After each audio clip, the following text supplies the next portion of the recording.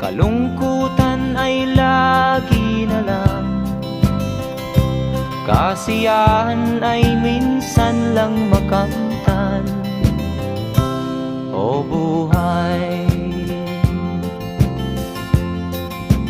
kahit sa mga mayaman ay di lubos ang kanilang kasiyahan. Sa buhay ng mahirap ay gayon din, lalo pat kay dami mong mga utang. O buhay,